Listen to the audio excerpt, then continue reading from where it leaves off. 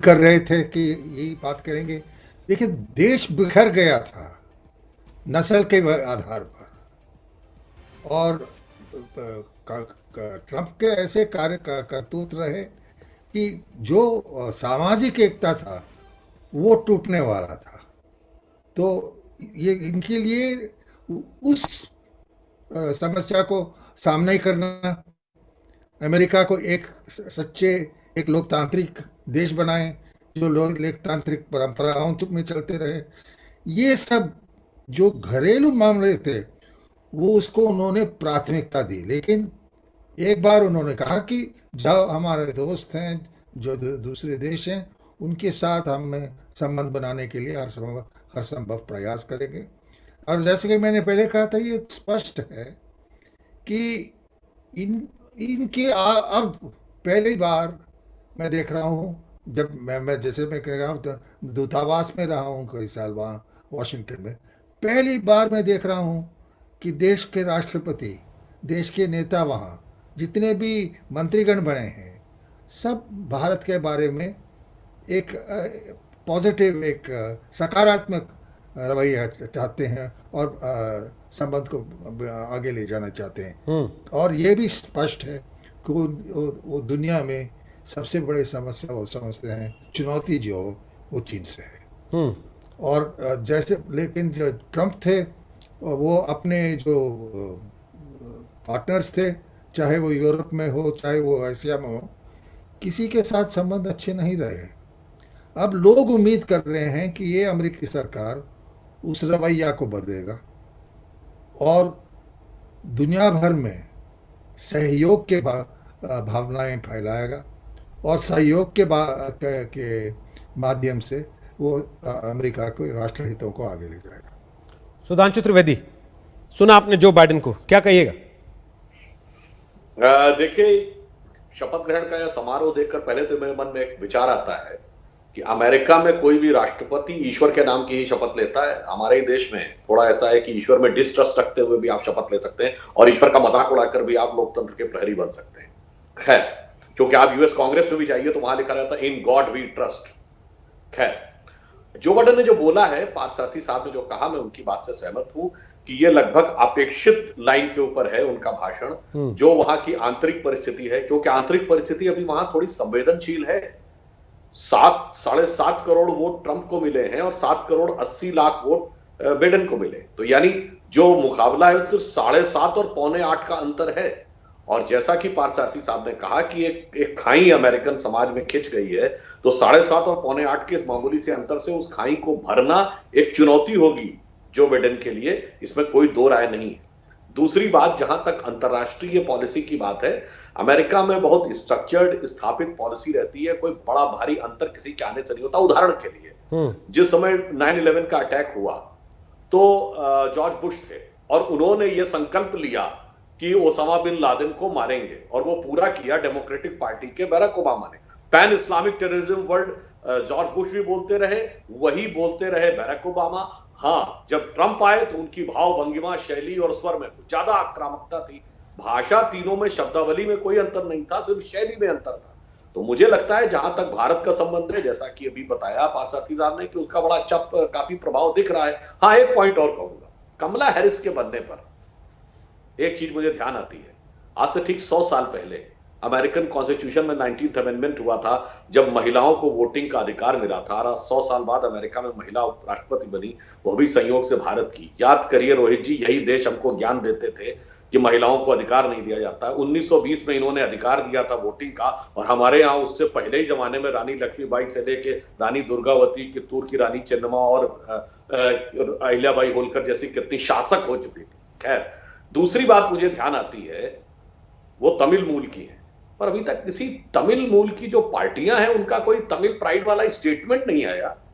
तो मुझे थोड़ा यह भी आश्चर्य लगता है कि क्या उनकी तमिल भावना सिर्फ स्थानीय राजनीति, पृथकतावाद और एक दूसरे की प्रतिस्पर्धी राजनीति के लिए रहती है। अरे भाई, ये भारत के साथ साथ तमिलनाडु के लिए भी तो एक बहुत महत्वपूर्ण उपलब्धि थी, पर चाहे डीएमके हो या अन्य कोई हो, उन्होंने इस प्रकार की बात नहीं कही। इसलिए मैं कह रहा हूं कि आज का जो दृश्य दिखा है, इसमें एक बहुआयामी चित्र हमें दिखाई पड़ता है, और उसमें बहुत सारे सकारात्मक प्रभाव भी हो सकते हैं। जहां तक चाइना के साथ संबंधों की बात है, तो मेरे ख्याल से पारसाती साहब मुझसे सहमत होंगे कि आज हमें अमेरिका की जितनी जरूरत है उससे ज्यादा अमेरिका को हमारी जरूरत है, क्योंकि अगर चीन का प्रभुत्व बढ़ता है तो पूरे एशिया पैसिफिक या जिसको आज इंडो पैसिफिक कहते हैं, यहां से तो अमेरिका का वर्चस्व समाप्त हो जाए।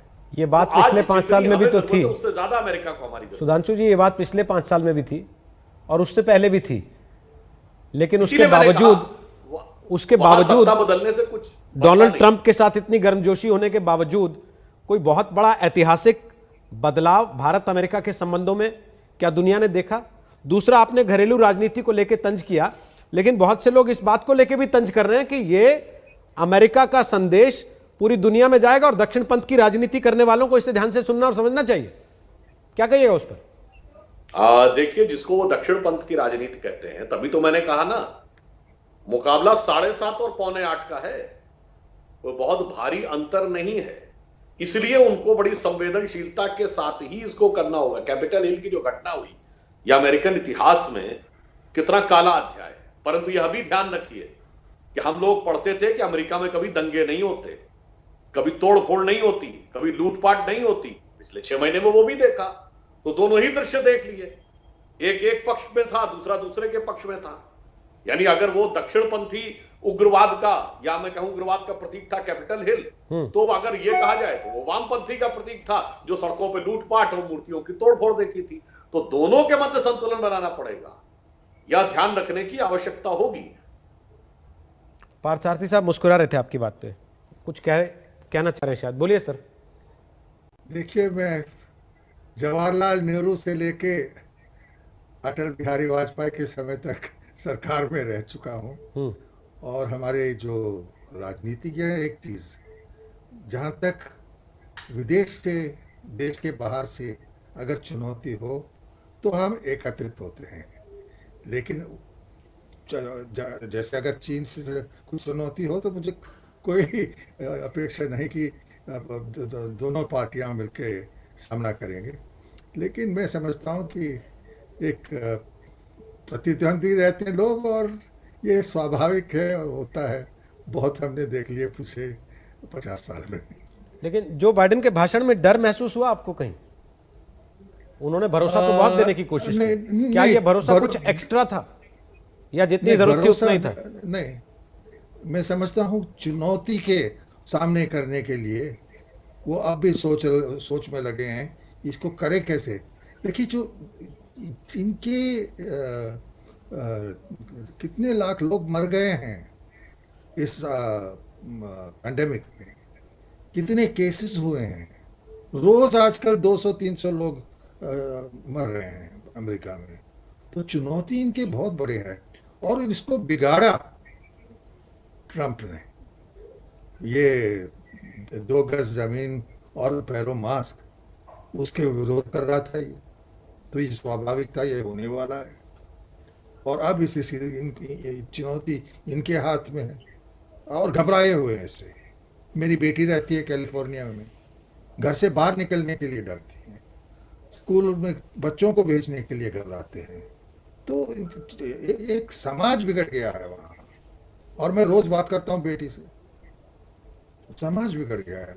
और एक बात मैं ये भी कहना चाहता हूँ कि देखिए, इनके सरकार में भारतीय मूल के कितने लोग हैं, कई जगह जिम्मेवारी मानते हुए। जी, 20 लोग हैं। ये मैं समझता हूँ महत्वपूर्ण है।